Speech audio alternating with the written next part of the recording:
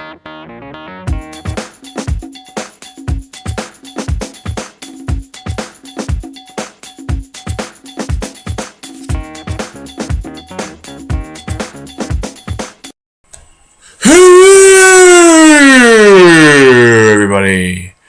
welcome to the weekly Survivor vlog. This is 2.5 brains because we are way too smart for the average humans. We're going to go ahead and get started here. Before we do, I'd like to ask everybody, remind everybody to subscribe right below on the screen. It's free. Just sign up and we'll get you your video right to you every single week. You don't have to even look for it. It's going to be right there. Good to go. Also, email us, pavementroadproductions@gmail.com, and Pavement Road Productions on Facebook. Tweet at me at YoGrabagaba, and give us all. And also, feel free to comment away, so we can get your feedback and let us know what you think. I apologize, a little bit stuffy today, but we're gonna go through it. It's Happy Ash Wednesday. We just finished watching the episode here, and we're doing a recording way earlier than we normally do. Just for logistics' sake and time's sake, we're going to get it out here to you pretty early on Thursday, hopefully. So definitely keep an eye out for it and subscribe and give us your feedback, comment, and share the post and everything like that. So before we get started, I want to go ahead and bring in our co-host, the way better half of this podcast, vlog. And I want to go ahead and bring her in here so she can keep us on track and keep us in line. And let's go ahead and bring her in. Miss Jessica Tarasic, welcome. Hello. Hello. Can't talk tonight. Why can't you talk tonight? You can't talk tonight. I can't talk. I can't talk any night, but I do this. I just like to talk, even though I'm not good at it. So let's go ahead and get started here. We just finished watching the episode. Give us your quick thoughts. What you took away, what you thought. I didn't think there was much going on tonight. I mean, the vote was interesting. Could have went, it really didn't know which way they were going to decide to go. Wendy and the chickens, that was... Oh, we'll talk about that, don't worry. Yeah, dumb. Weird. I don't know. To me, it wasn't a standout kind of episode, but... For me, the way I see it, it seems like every season, really, the third boot is where the game starts happening. People give it two weeks. You lose the first challenge, you vote out the old lady. Second challenge, you vote out the one who sucks in challenges. By the third one, you're like, all right, we're still not winning. Let's do something.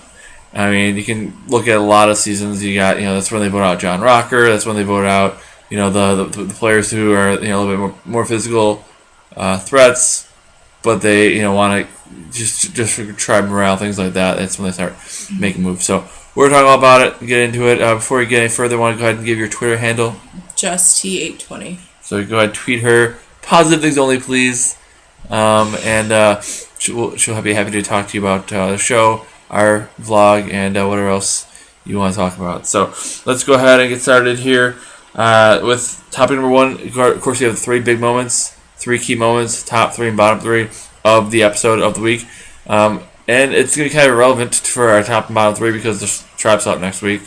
So whoever's on the bottom could be very easily on the top or vice versa. But we'll talk about it as we go through here. And we're going to start with the 3 big moments. Big moment number 1 is, I'm calling this one Oolong or Matt Zing. Based on the tribe, how they're doing right now. The blue tribe, I guess you can call them, not really purple. The blue tribe, struggling. Yes. Really having a tough time, but they won a reward challenge, but 3 straight immunity losses. And I wrote down Oolong or Matt Zing because Oolong from Survivor Palau lost literally every immunity challenge. They got down to 2 people left in the tribe, and they lost that one. And they had to make fire to see who's staying in the game, who's going home. And they ended up having to take that person who won. They stayed on the beach by themselves for a day, and then went to join the fully formed team. And there was only one person gone from that team, and that was because they did a double boot where both people, both tribes voted somebody out, and they still lost that immunity, so they still had to go first. And it was just a wreck. But that both the players who survived, or I guess got to the end of Oolong, both came back from the season at least, but It was very tough. It was a tough road. Both were, both tribes, both Oolong and Mat Sing, lost a bunch. Mat Sing, of course, in season 25 in Philippines, they lost the first 4 immunity challengers, and then there was 2 people left, and they just got absorbed into 2 other tribes. So both these 2 tribes, the 2 tribes who have lost every immunity challenge, and there's nothing, no redemption for them. They're just done. I'm asking if as one of these 2 tribes, or is this tribe going to be like one of those 2 tribes? The big difference between the 2, of course, Oolong, there was nothing left, they got decimated, and then the person who got merged into the bigger tribe eventually was picked off because they're the one left. Mm-hmm. With Mat Sing, they lost everything. They got down. They got kind of like they were talking about today on the show. They got strengthened by having to go to tribal every week. The other tribes weren't going to tribal. They didn't know what tribal was about. They didn't know who they could trust. They didn't have the skill necessarily. And Mat Sing, they kept going. They kept going. And the 2 people who survived that Mat Sing got to the Final Four. And one went on to win the game. But the point is, maybe it's not necessarily a bad thing to go there. And we've even talked about it in the past, and I've heard talk about the intentional Mat Sing, intentionally losing every single challenge, so you get strengthened. You pick out the people you don't want, and then whoever survives gets further to the end. They're not being intentional right now. They're certainly not being intentional, and it could be a strategy to do so, but they're definitely not doing that. Mm-hmm. But also that being said, if you look at it, aside from last season, the last time a player won the game who went to more than half of the pre-merge tribal councils, only player to do it was the winner of season 25. And that person actually went to every single tribal council that happened in the season, which was ridiculous. That record they'll never be touched. But so no one on Manu is going to be winning. I mean, it doesn't look like it, right? Mm-hmm. I mean, it's certainly dire. I mean, if you look at the promos, beginning of the season and everything, there was a lot about Aubrey and Joe, mm-hmm. and a few other people, but no talk about David or Kelly. Who knows? Maybe they're just throwing blowing smoke and trying to fool you. But I don't see. I think it's gonna be really tough. That being said, we don't know anything about the other players. The other players are getting all purple headed because we don't know. We haven't really met any of them really. We haven't met any of the other players, so it either means that we're gonna meet them all post merge, or no, we're gonna win because we don't know anything about them. So it's tough to say. Mm-hmm. But it's the question I had is this gonna be a Mat Sing type of situation or Oolong type of situation where they just keep losing, and eventually there's nobody left, or they keep losing, get strengthened, get stronger, build their tighter bonds, and then go on and dominate post merge. That's kind of what I'm looking for. Any thought on that? Anything on what you think is going to happen? I have no idea. I'm curious to see what it's going to be like once they do merge because everybody's going to be all mixed up. They have better chances on other tribes now, but and that's really you're right. It's really that have to hope for. They have to hope for a favorable swap somewhere. They have to hope that somebody from the other tribe gets swap screwed, and that somebody from their tribe is up 3-2. I mean, my winner picks on the other tribe, so mine is as well. Mm-hmm. But I think that's we'll see what happens. But I think the fact that they keep losing is definitely a concern. Because I said there's only been since with last season notwithstanding, nobody has won to more pre-swap tribal councils, mm-hmm. and won the majority of them. Nobody's gone to the majority of the pre-swap tribal councils and won the game, aside from 25. And that was the Mat Sing season where they lost all of them. The person went to they lost every single pre-merge immunity challenge. So it's interesting to see. We'll see what happens, but it's a tough road ahead at the very least for whoever survives this tribe. So, and again, the other tribe names I just call them the blue tribe and the yellow tribe because the names are stupid. They're not gonna keep them. They're gonna swap. You're gonna add in a third team. It's probably gonna be another color and so whatever. It's just that color. But if you know them, feed them to me because I don't know. I mean, was it Manu and Kona or something? I think. Manu, whatever. Who cares? Stupid. All right, moving on. Number 2, big. What? Nothing. Okay. Number 2 big moment is still talking about chickens. We're still talking about chickens. We started talking about chickens season 2. Okay. With Kimmy and her damn chickens. And now we're talking about chickens again. I remember season 30. Jen was like, we can't eat chickens. We can't eat chickens. The chickens, blah, blah, blah. Okay, great. Shut up. It's food. It's Survivor. I know you're all trying to get that Sia money now. Because Sia loves when you protect the animals. I get all that. But, just shut up. Okay. Kimmy is still waving the finger in her face with Alicia. All the way from that one of the first fights of season 2 was over chickens. And it's been controversy ever since, and people have been arguing about chickens. Wendy took it to a whole nother level, stealing the flint, and there's the next episode trying to release the damn chickens. Yeah. She's definitely off her rocker, or lost her rocker, as I think War Dog said, which isn't really the phrase, but hey, whatever. He's not supposed to be smart.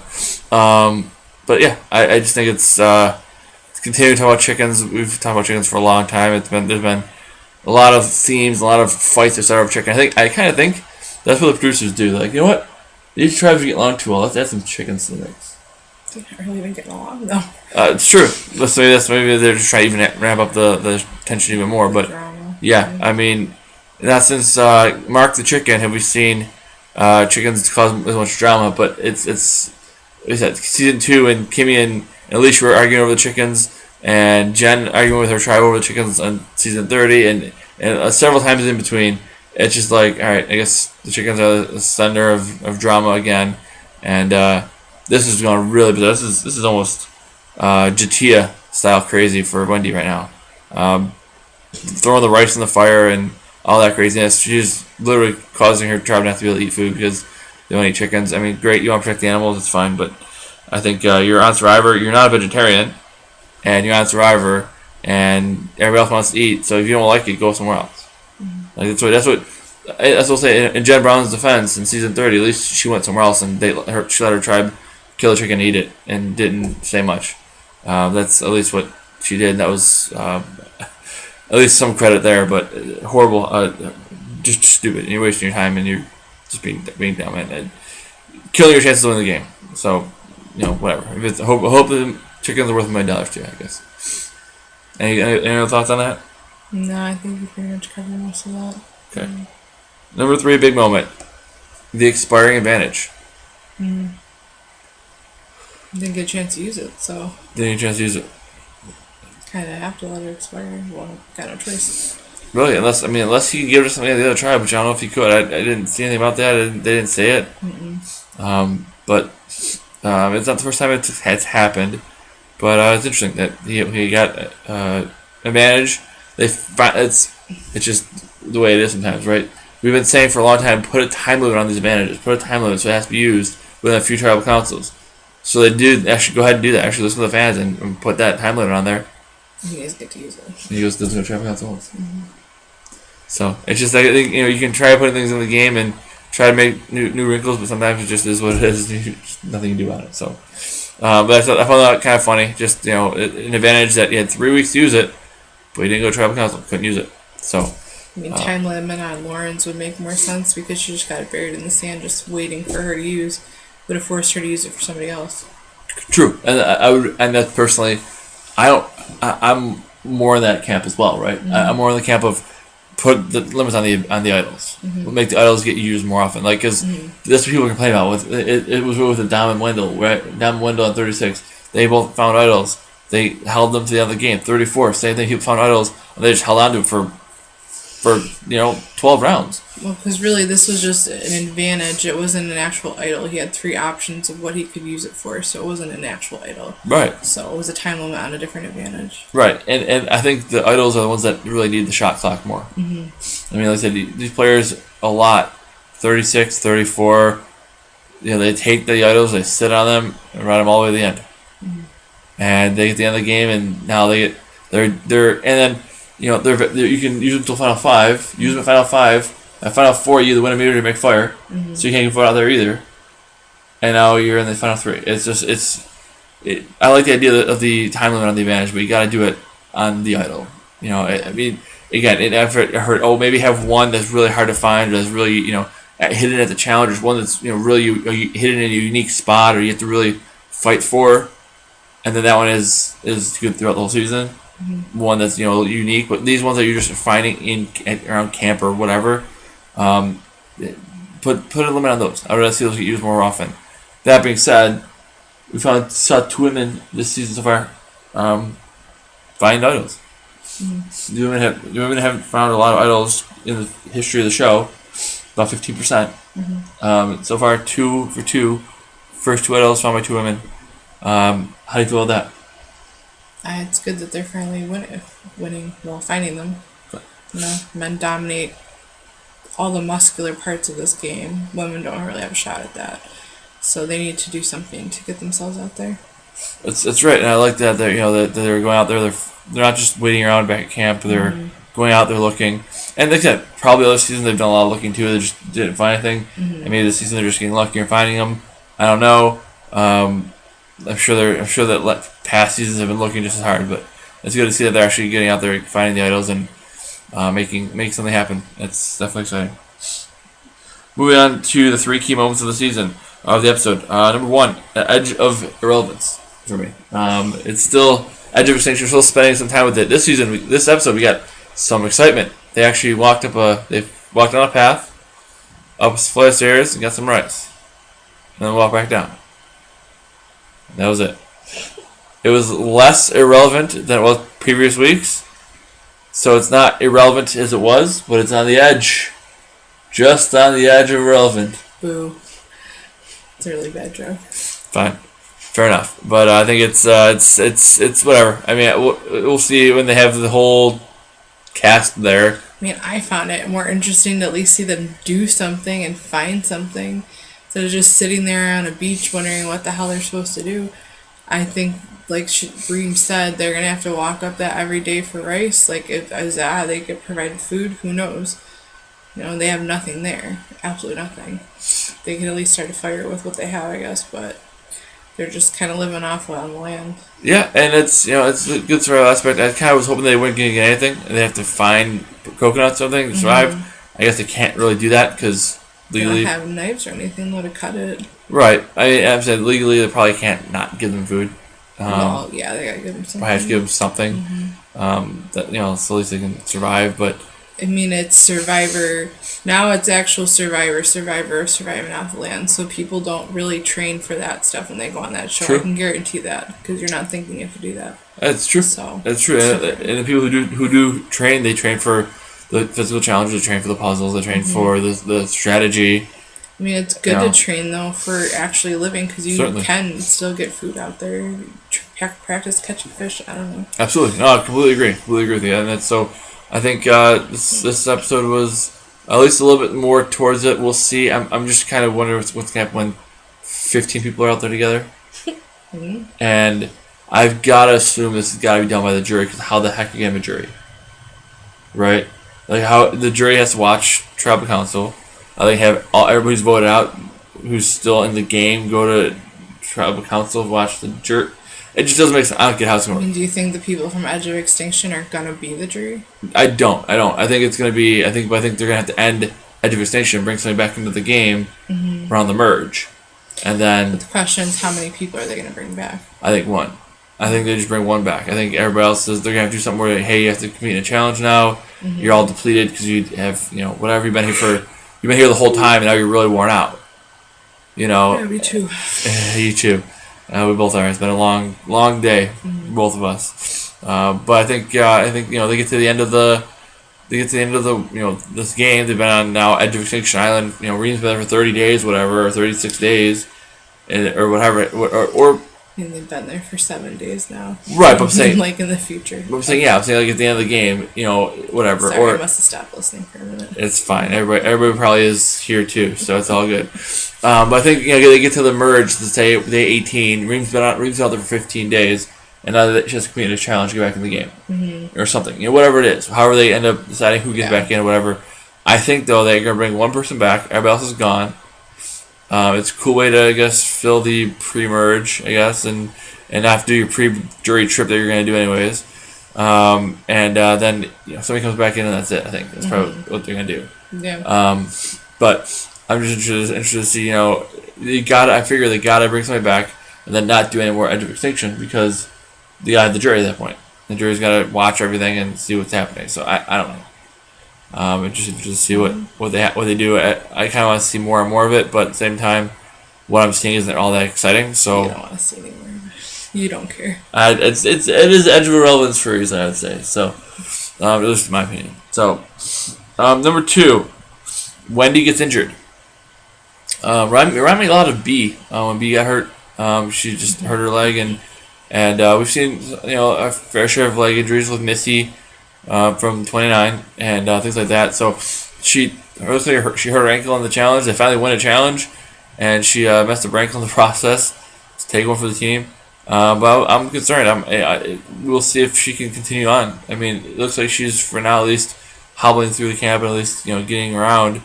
I'm sure she'll get some medical attention, just so she doesn't. I mean, they did wrap her ankle and everything already, so Right. they probably checked to make sure nothing was broken. They're not going to let her stay there if she's seriously injured. It's the same thing with Missy at 29 and even Brenda at 26. She hurt her knee. They wrapped it and let her continue on, and as long as it didn't get worse, she can stay in the game, and then it's just a matter of tolerating the pain. We'll see. We'll see what happens with Wendy. I mean, she almost at the point now where she's so not winning that you keep her in the game. But people are, that's why people are keeping her in the game for her loyalty. Yeah, and for loyalty, and because she's no threat to anybody. I mean, she's not going to win a challenge. She's still good in the water, I guess, which is cool. But she can swim. She can swim, which is nice. But she imagine Keith out there with that challenge. She would be lapping Keith. Girl with a broken ankle is lapping the dude. That'd be funny as hell. I'd love to see that. Speaking of Keith, not to go off back on that again, but that cliffhanger was dumb. He picked up his torch. Shouldn't even brought it up. He goes to the edge of irrelevance, and he's there. And okay, cool, he's there. Sweet, good talk. The show used it as a segue for the beginning. Moving on. Stupid. All right, Dumb. I'm timekeeper. Right? Super Moving dumb. on. Yeah. Okay. So dumb. It's dumb. Okay. You're dumb. Okay. Fair enough. 2.5 brains, only half here. So there you go. I have 2 brains. Certainly 2 more than me. So let's talk about so actually when he gets injured, we'll see what happens. And maybe she'll continue on. Hopefully it's nothing serious. And I just don't like people can take on the game with injuries and medically, and just I want people to get voted out. And you don't go that way. You don't go that far to get injured. Patrick last year. Patrick, right? Aww. Like Caleb from 32. He was in a good spot. He was doing well. He got medically evacuated. Came back to play second season. And was in a way worse spot. So it's one of those things where I hate seeing that. Hopefully it's something that she can just get over and heal and be fine. We'll see. Moving on now to the next section, we're gonna go with the third key moment. I put down Chris's openness proves fatal. It was tough to say why Chris lost. I mean, like he gets voted out here. Why? The only reason he lost is because Wentworth wanted him out because he brought up her name. That is really like the only thing that he did, and he shouldn't have never said anything to War Dog. And they told Devin, Rick told him not to. Right. Or no, David. But David said, I know if you bring this up, things are going to go bad. And they did. They did for Chris. They did, absolutely for Chris. And that's the thing, right? And I think that's his openness is he wanted to loop in his allies. He feels close with War Dog. He feels close with Devin or Rick, whatever his name is. And they're trying to, they're trying to loop all them in so he's not blindsiding anybody. But you gotta blindside them. You talk too much and look at what happened. Absolutely, and that's the thing. I think that's why he lost. I think if you look at it from my perspective here, Chris needed to either vote, take line in the stand, right? And Devin's doing a good job of this, and David too. They're working together. They're keeping each other safe, and they're not really isolating anybody. Chris was aligned, and I think Chris felt like he was more aligned with people than he really was. Yeah. Like, he felt like he was close with War Dog, felt like he was close with Rick, and all those things, which is great, but it came down to it, like, well, we can vote out Wentworth and piss off Lauren and Wardog, or we can vote off Chris and piss off nobody. Yeah. And I think that's kind of what David and them are trying to do. They're trying to make a big move, like get rid of a stronger person. Except Wendy, but Wendy doesn't really count. She was mad. And she's going to go wherever the wind blows anyways. Mm-hmm. So it doesn't really matter. So I think that's a good point. But I think it's at the point now where it's like, well, we get rid of this guy, nobody was really upset about it. But we can still make a kind of big move by getting rid of a bigger threat.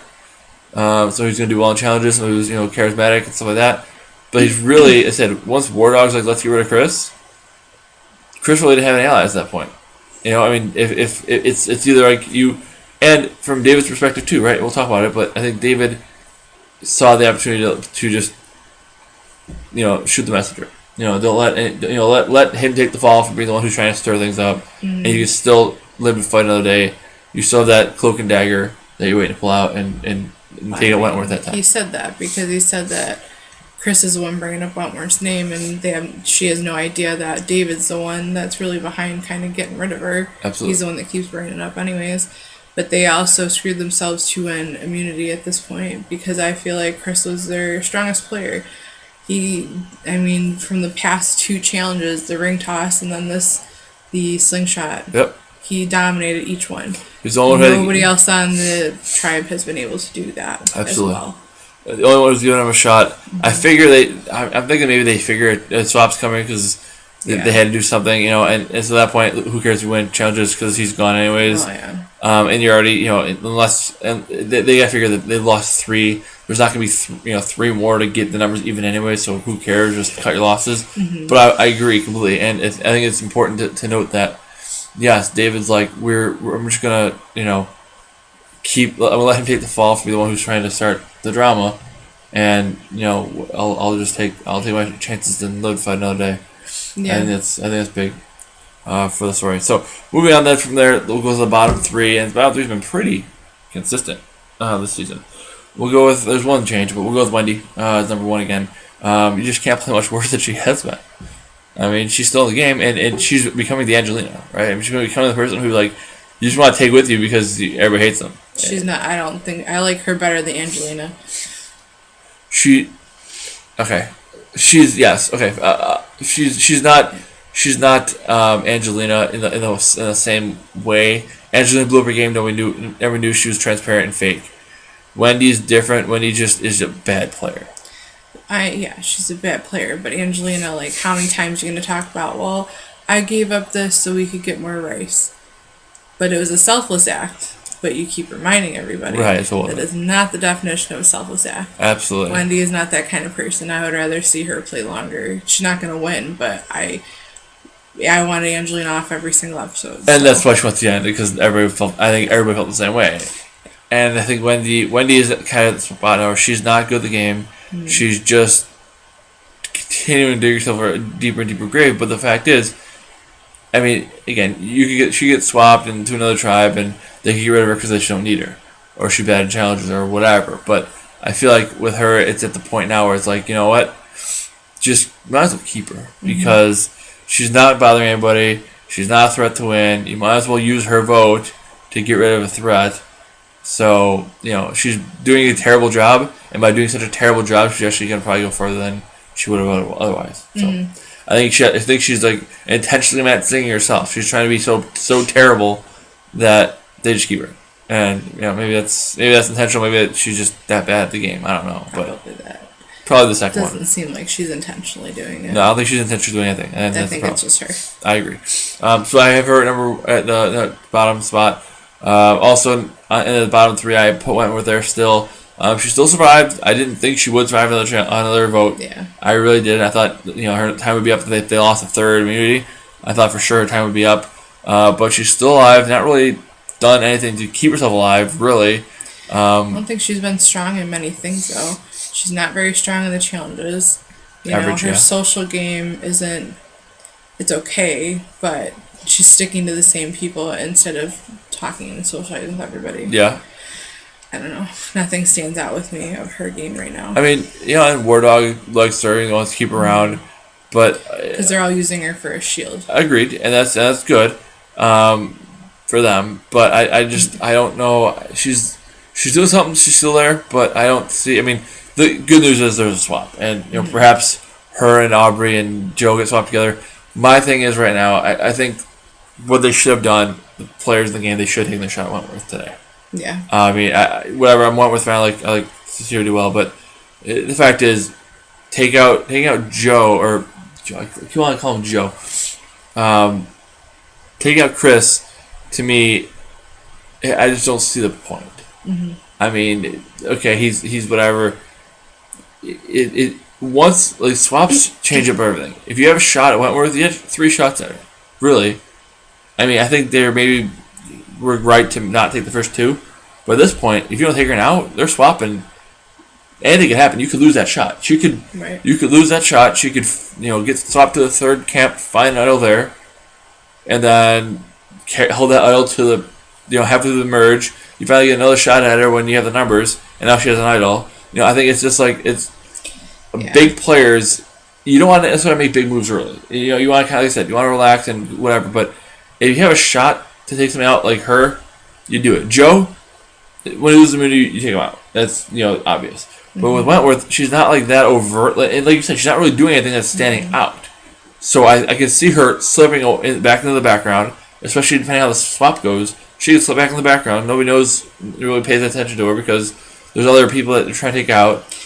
I don't really know, though, because all of the returning players are the targets. Absolutely. So it's Joe, Aubrey, David, and Wentworth, and she's, top, I feel like. I think no matter what tribe she's going to be on, they're all going to be focused on, well, we have a returning player, they had their shot, we need to get rid of them. True. That's the theme of this. It's not edge of extinction, it's let's get rid of the returning players. Absolutely. That's true. I agree. And there's going to be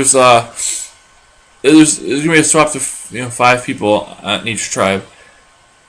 If there's somehow 3 returnees, I don't think they'll let that happen. The odds aren't in its favor. Mm-hmm. But crazy things have happened. Maybe she gets swapped with people who are pro. A couple people who are pro. Anything can happen. Nobody's pro returnees. Oh, Aurora and War Dog. Yeah. So if somehow that. But War Dog's using it to his advantage. It's not that he's pro. True. They're there. But he's trying to keep her in the game for now. Yeah.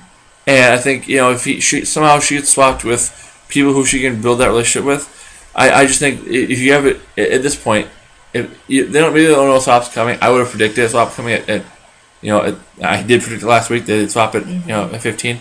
But I think at this point, right before a swap is the best time to cut a big threat. Mm-hmm. And sure, Chris is a threat, I guess. Not really. But Wentworth is head and shoulders bigger threat. David's a bigger threat. Either one of them would be a better person to get rid of in this case than Chris. Yeah. I think it was a waste to take him out here. And Wentworth still in the bottom. Wentworth still is in the bottom 3 because again she's surviving, but she's not really doing much else. She's just kind of getting through vote to vote. Mm-hmm. I did see a tweet this week, by the way, from Dal Wentworth, Farm Guy 69 on Twitter. He played with her season, obviously season 29. He played with her and kind of cost her the game. He tweeted that he saw a fan on the street and he knew who he was and said, "Oh, Kelly's playing a good game this season." And Dale said, "Yeah, we're proud of her. She's doing great." And the fan said, "I have a question though. Do they let her come home on the weekends between episodes?" I just found that hilarious. Some fans are they think the TV is real. They think everything happens on TV is real. I guess it is reality TV, but that was a bizarre one. Moving on, let's go to the final one of the bottom 3. And who do we have there? Victoria. I forgot there was Victoria in the season. You just kept calling her the Ginger. You just didn't know. Yeah, the Ginger, Ginny. Ginny. Ginge. Don't Ginny. Ginge. Okay. Ginge. The sister of Patrick Bolton. No, okay. So she's the Ginger. Don't get caught talking about people when they're standing right behind you. We all make those mistakes, but don't do that when there's $1 million on the line. Stupid. Just dumb. How do you do that? Who we should vote out? We should vote out Joe. Oh, hi, Joe. Oh, hi, Joe. Oh, hey, Joe. And Joe's like, what'd you say? I'm like, what Oh, you! What about me and Aubrey? Right, oh, You're a pair. You're a pair, I think, right? Well, maybe. I guess, maybe because she's invisible, she glows in the dark because she's, so pale. She thinks other people are, people can't see her talking about them. I don't know, but that was so stupid. So dumb. Yeah. How do you do that? How do you know that there's someone behind you? You check when you're going to smack talk people. You make sure they're not around. It's like 101 of smack talk. Just dumb. Just stupid. A stupid week. Stupid job. I don't get the hat. Is it freaking cold out in Fiji? Stupid. It's just dumb. What, is your head cold? Maybe she's ginger. She's got different bodies than we do. I guess having lack of a soul means that you're colder. It would be. Really. I guess she's. I don't know. It's just dumb. I don't get. Lose the freaking hat. Maybe the hat was over her eyes. She couldn't see who was around. Stupid. Her ears were covered, so she couldn't hear him. Idiot. Rifling behind her in the sand. He was literally making noise right behind her. And it wasn't behind her. It was behind the other person she was talking to. No, it was behind her. Okay, well, either way. She turned around and she's like, off to the side, though. Kind of off to the side. You can sense when there's someone standing behind you. It's dumb. What are you doing? How are you that stupid? Brutal. Horrible. And then she was the one who last week was talking to Julie about looking for idols. And they were talking about it instead of actually doing it. Mm-hmm. It was her, Julie, and Julia. Ugh. Killing me. One good thing, hopefully, they breaks up the Julia and Julia because it's just too much. Julie and Julia. Hopefully, they're swapped to different tribes. That'd be easier. Sister. Yeah, exactly. So that's what I have for the bottom three. The top three here. Let's go ahead and dive into that. What do you have for? Let's see. For number 3, I put down Aubrey. Mm-hmm. Aubrey for number 3 because she found an idol. She's still on the bottom, but I think at this point, a swap would be good for her for sure. Maybe she can make something happen. And I think it's, at this point, her good option for her is just to kind of keep threats with her. And then hopefully that they will go after, her best friend Liam right now should be Joe.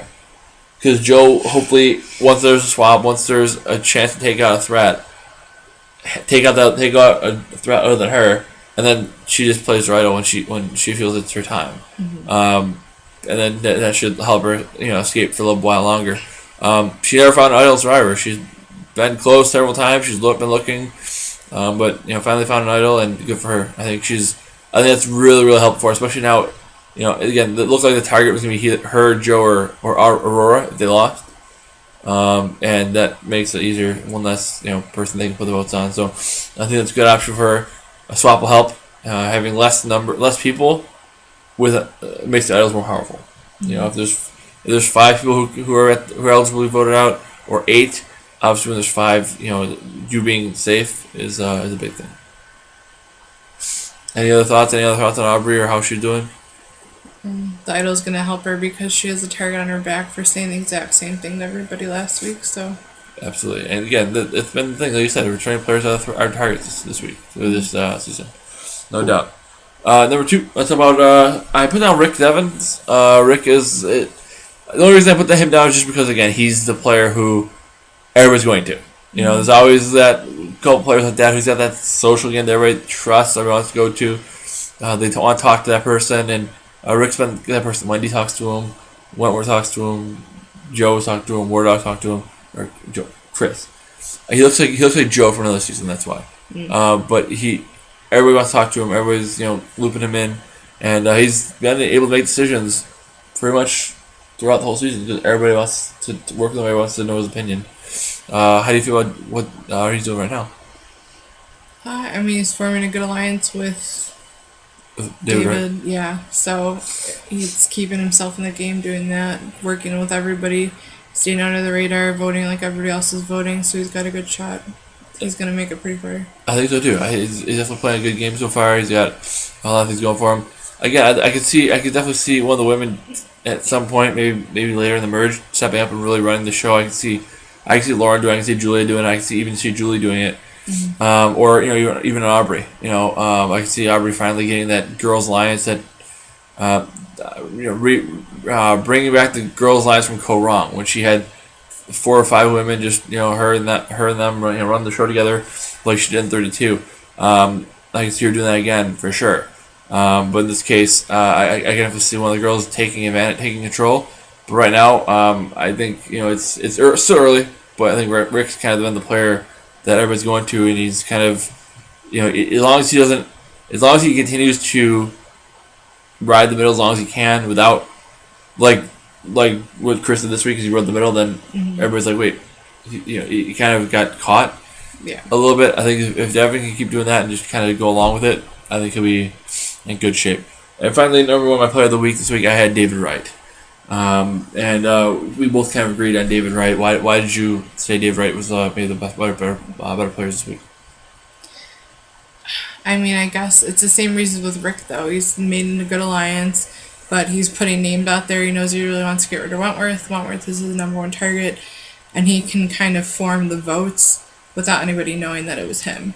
So nobody has any idea that he's the one throwing names out, really. She doesn't know it's him. Right, that's the thing, right? I mean, he's still kind of, he's letting other people take the bullets. Mm-hmm. He's a threat, no doubt, but he let Chris be like, he let Chris take the fall. Mm-hmm. He's like, hey, we don't have the numbers to get rid of Wentworth this week because people aren't doing it or whatever. Nobody wants to make the move.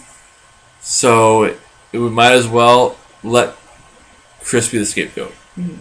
And let him be the one who takes the fall. And then if he goes out, nobody will be looking at me because they still think Chris is the one who did it. Right. And then I'll give me another shot to move more discreetly.